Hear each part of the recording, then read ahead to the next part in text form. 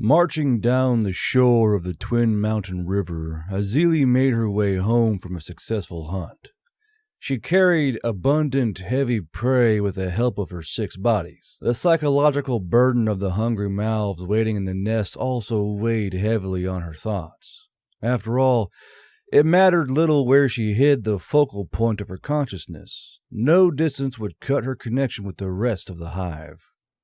The hunger of her other bodies motivated Azili to press forward, her 6 sets of eyes scanning every direction for any hint of danger. Her heightened awareness was rooted in her fear of encountering predators, yet nothing could have prepared her for what she saw in the low waters ahead. A human, barely clothed while he took a bath outside of his metal armor. Towering over the sand, she examined the colossal metallic body on the riverbank. There were motors and hydraulics in the joints, generating a stream of hot air around it that projected a wild aura of strength, evoking fear in her hearts. This contrasted heavily with the cushioned inside that was shaped to fit his body.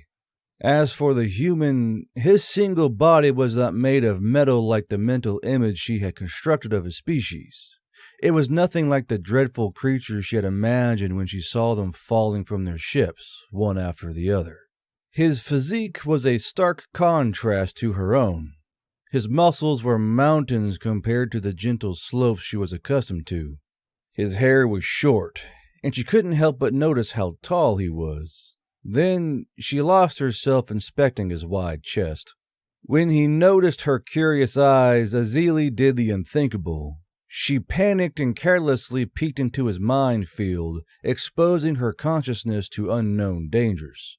She was afraid to find aggression and anger in his thoughts, but to her surprise, this human was only feeling a mix of curiosity and fear, no different from what she was feeling herself. There was still a long distance between them when she stopped walking, and all of her bodies watched the anxious human run back to his metal armor and rifle through a protruding compartment full of small items. If she hadn't made an intense effort to maintain her connection with his mind field, Azili might have abandoned her prey and fled in fear of him retrieving a gun.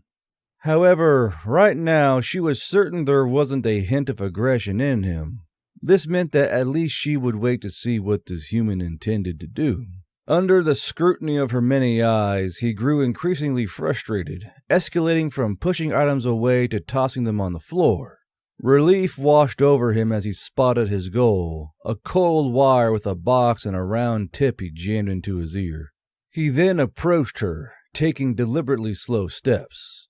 During his approach, Azili had lost her connection with his mind field, but after seeing that his body was not made of metal, the fear she had nurtured about his species had entirely vanished. She heard his voice, a gibberish of guttural sounds that made no sense, and then the box spoke in her language. "Greetings. I am Corporal James Hill of Earth. I know that this area is off limits to my people, but the core of my mecha suit overheated and it became unbearable inside. I was forced to find water." His posture was straight and his body looked tense. From this close distance, she found herself captivated by his form. He reminded her of the first time she saw a male from her species, back when she lived in her home world. This encounter with the human was the first time in many cycles that she had found a bipedal sapient that didn't look like some weird blob of tentacles.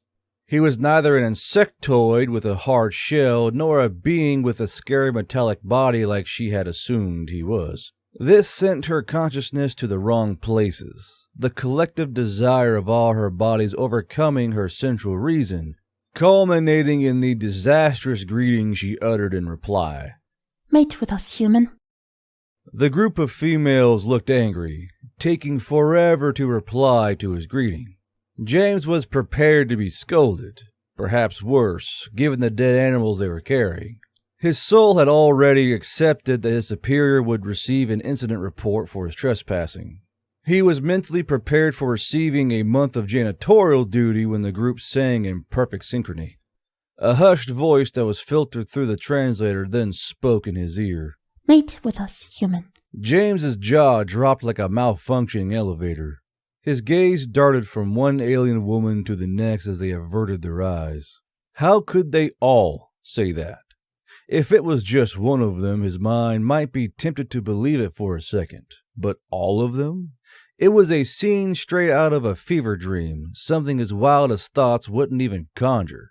I apologize for the inconvenience, but my spare translator failed. James pointed at the earpiece as he spoke. This was not supposed to be inferior to the one integrated into the mecha-suit, but I think it malfunctioned. Could one of you repeat what you said, please? James focused his attention on the tallest of them. Just because she was in the front and looked a little stronger, he assumed she was their leader.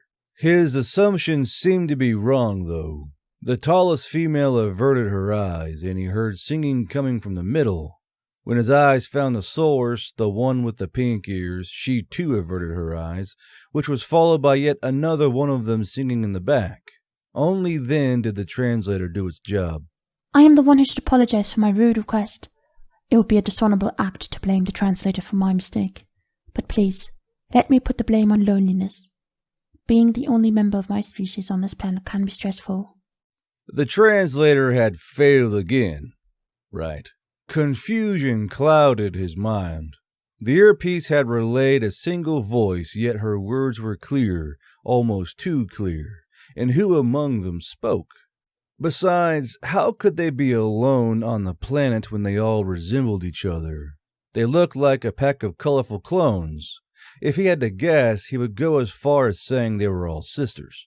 James was struggling so much to find the missing piece of the puzzle that he had even forgotten the most absurd of all. At least one of them had asked for a hookup.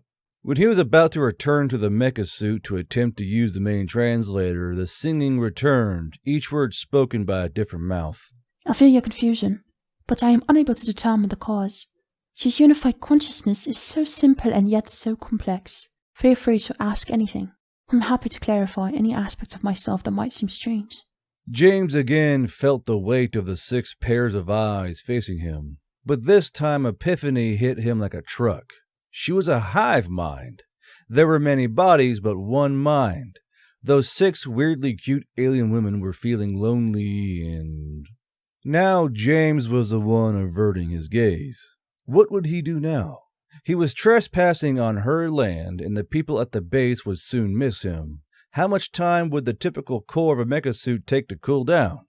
He placed both hands on his head and pulled his hair when he realized what he was thinking. Why was he even calculating how long he could take to return? He was out of his mind. What was he even considering doing? While his mind was plagued with this question, the singing resumed. You understood my improper request, but your mind rejects me? Do you think my shape is unattractive?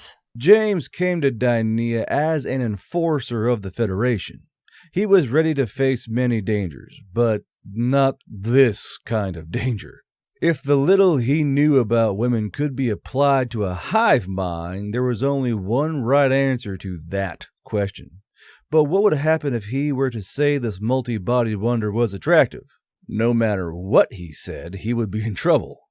Could he avoid the question entirely? This sounded like the right thing to do. He pressed the earpiece and said, "Oh, I don't think you told me your name, or, your names. How can we talk about anything important if I don't even know how to address you?"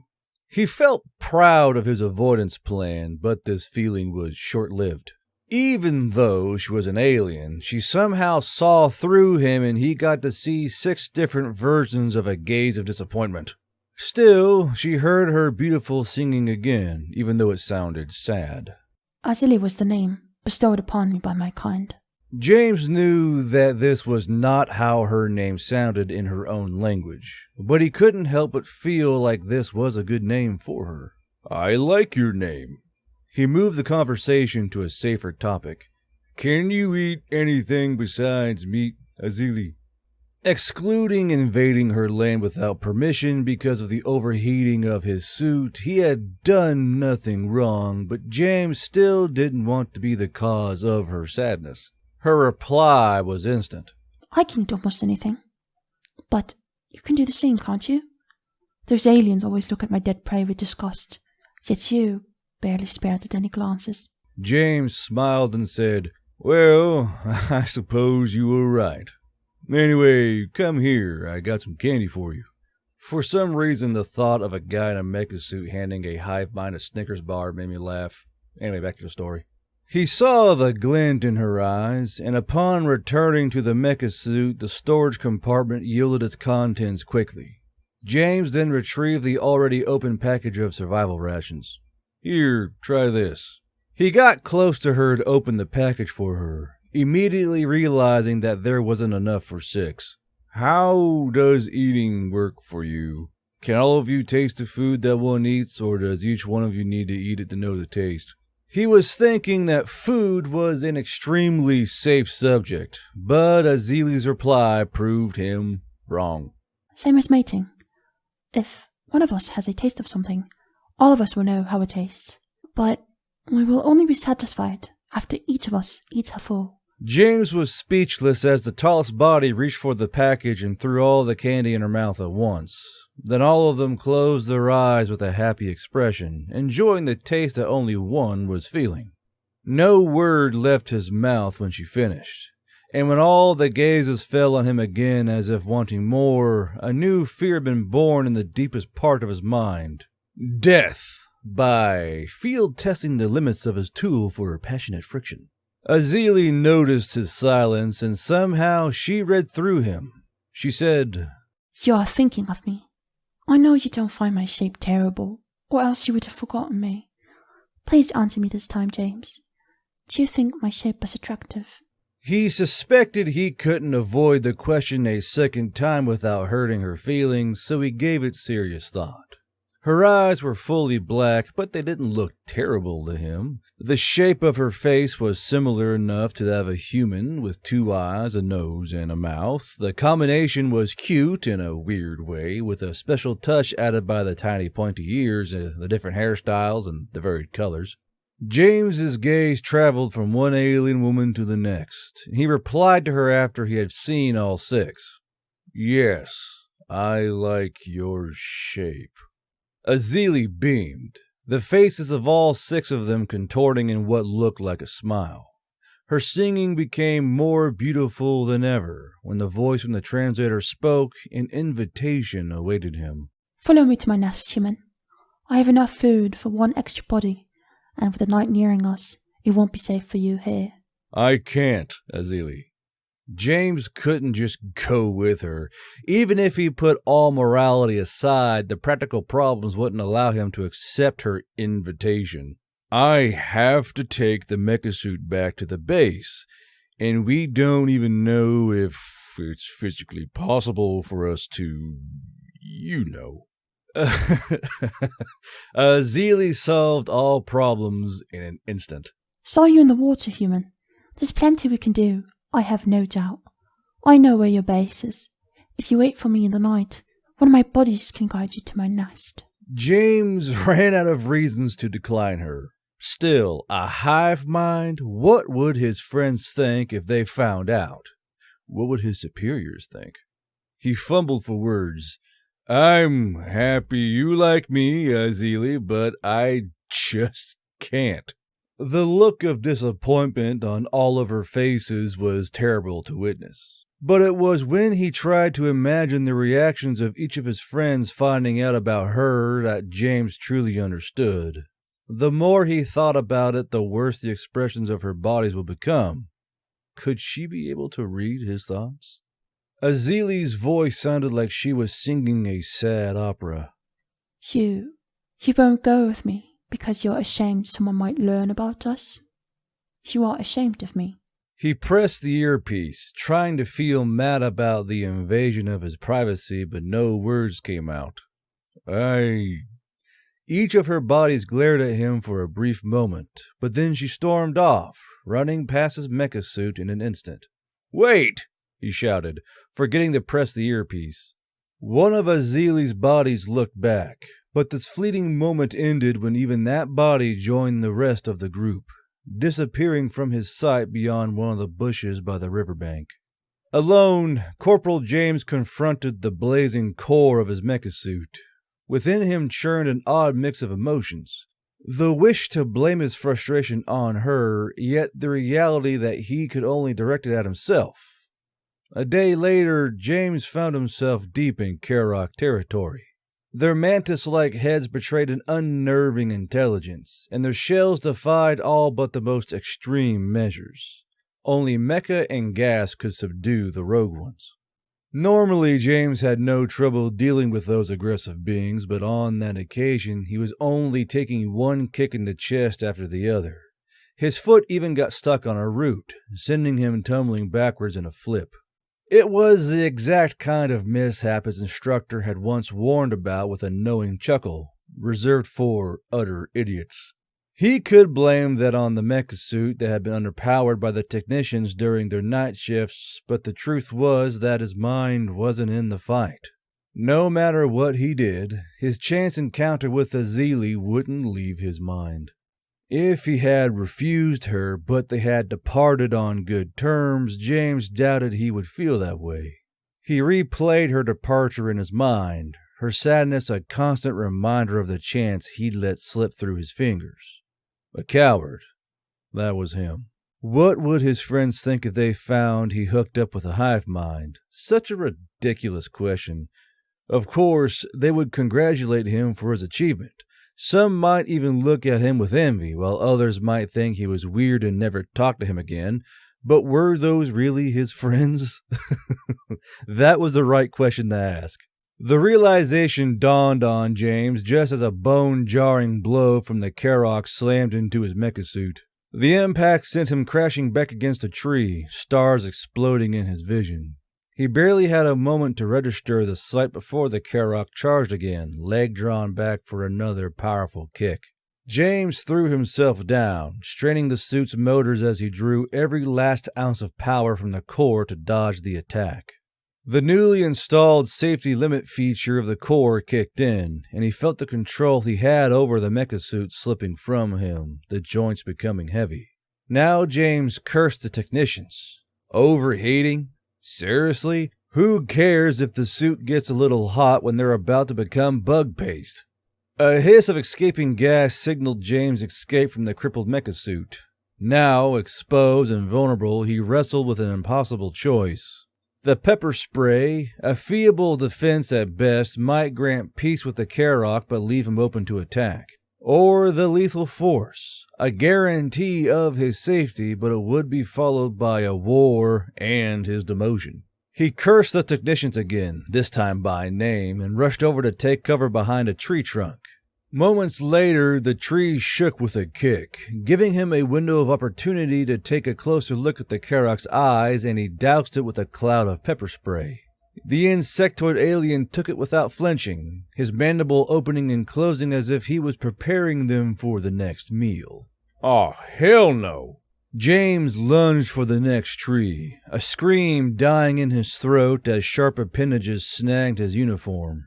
Time stretched as he felt himself hoisted off the ground, his hand reaching for his holster as the prospect of the end of his career burdened his thoughts. At this precise moment, a spear hit the Karok's head, not breaking its shell but causing its body to stagger. This was followed by yet another spear being thrown from behind a bush, and then another from behind a tree. James was released, the Karok taking successive steps back after every hit. Noticing the coordination that allowed each strike to connect with such perfection, he screamed a name. Azili! His translator was in his pocket, but just saying her name was enough to summon her bodies, each leaving the protection of the trees one after the other. 1, 2, 6, 10. Their eyes landed on his for a second before their gaze returned to the Karok. With perfect coordination, they closed in on their target, cornering it with spears and changing their formation on demand, adapting on the fly to the Karok strategy. The realization struck him like a bolt of lightning. The Karok was subdued. 7 spears, strategically placed around its body, pinned the creature with impressive coordination. But what truly stunned him was the unexpected beauty of the movements that had achieved this. Azili's eyes returned to him, but she didn't speak a word. James rushed to retrieve the translator from his pocket, his words ready in his throat. I am so sorry for yesterday, Azili. I'm an idiot. It felt good to say those words, but that didn't feel enough. You deserve better than a lie or a half-truth. Yeah, I was afraid of what others might think of me. I don't really know how to feel about you, and it bothers me that you can read my mind. I think you are amazing, but I'm scared of offending you just by thinking of something I shouldn't. And, well, just the chance of making you sad like yesterday scares me. Her night was a long one. After she had returned to her nest, Azili was fuming. Rejection wouldn't have felt great regardless, yet knowing that the human liked her but was ashamed of her was so much worse. She had decided she never wanted to see him again. Later, however, she noticed a strange voice in her head. It took several hours for her to realize that what she was hearing were the echoes of James's thoughts, and a few more hours to come to terms with the consequences of her reckless connection with his mind field. Once she had calmed down enough to make rational decisions, Azili noticed that James felt terrible about what he had done. The quietness of the night, coupled with the constant presence of his thoughts in her heads, melted her anger, which was replaced by guilt about the constant, unstoppable eavesdropping. This prompted her to mobilize half of her bodies for a journey toward him at first light. After saving him from the Karok, she felt her debt was repaid.